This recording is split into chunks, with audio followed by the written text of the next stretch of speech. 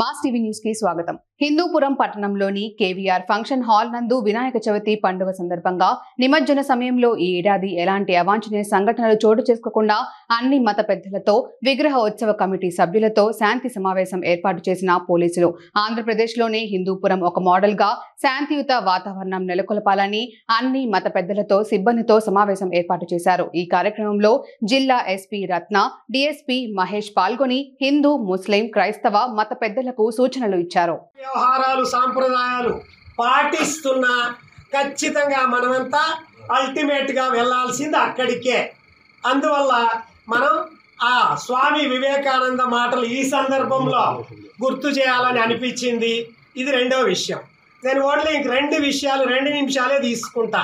మీరంతా ఎక్స్పెక్టేషన్ పై లెవెల్లో ఉంటుంది కాబట్టి. మూడోది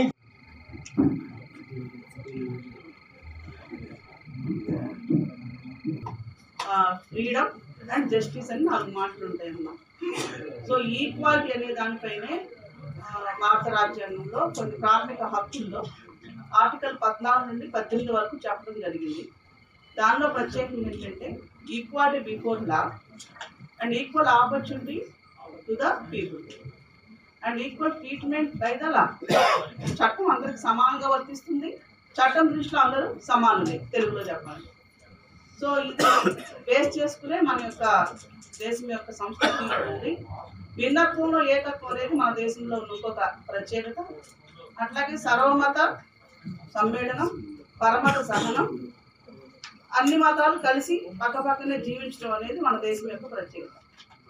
సో దీనికి ఏ ప్రాంతం కూడా వ్యతిరేకంగా ఉండదు. ఏ ప్రాంతానికి వెళ్ళినా దేశం యొక్క ఈ మౌలిక సూత్రం ఏదైతే ఉందో భిన్నత్వంలో ఏకత్వం అనేది కనిపిస్తుంది. అది మనకి ఒకే ఊరిలో చర్చ్ ఉంటుంది, మాస్క్ ఉంటుంది, టెంపుల్ ఉంటుంది. సో అన్ని రకాల ప్రజలు మతం ఏ మతమైనప్పటికీ కలిసిమెలిసి జీవించడమే మన భారత సంస్కృతి యొక్క గొప్పతనం. ఇప్పటివరకు మనం మొహరం పీర్ల పండుగ చేసుకుంటాం. సో జిల్లా వ్యాప్తంగా ఒక 4 రోజుల పాటు పీర్ల పండుగ జరిగింది. దానిలో అందరూ కూడా పార్టిసిపేట్ చేశారు. చాలా రకాల జలది ప్రోగ్రామ్స్, ఆ తర్వాత గుండం, ఇవన్నీ కూడా అందరూ పార్టిసిపేట్ చేశారు. అలాగే ఇప్పుడు వినాయక చవితి అండ్ గణేష్ సంబంధించిన విఘ్నేశ్వరుడి యొక్క పండుగతో పాటు నిమజ్జనం కాకుండా ఒక ప్రత్యేకంగా ఉంటుంది. అయితే మీరందరూ ఎన్నో సంవత్సరాల నుంచి చేస్తున్నారు. మాకంటే అనుభవం ఉన్నవాళ్ళు, మేము జస్ట్ ఇప్పుడు వచ్చి పని చేస్తాం ఇక్కడ. సో మీకు అందరికి ప్రత్యేకంగా చెప్పే అంత ఉండదని నేను అనుకుంటున్నాను. ఐఎమ్ రిక్వెస్టింగ్ ఆల్ ద విగ్రహాలు అన్ని పెట్టుకుని ఆర్గనైజ్ ఎవరైతే ఉన్నారో మనం ఒక పోర్టల్ని ఓపెన్ చేయడం. ఈ పోర్టల్ గురించి అవగాహన కల్పించారా మీకు అందరూ? ఓకే. సో ఈ పోర్టల్లో ఏమైతే మనం ఎంటర్ చేసుకుంటాం ఆ విధంగా పర్మిషన్ ఇస్తాము. అట్లాగే మనీ అనేది ఏదైతే పేమెంట్ ఉందో దాని గురించి ఒక ప్రత్యేకంగా మళ్ళీ డెసిషన్ తీసుకోవడం జరుగుతుంది.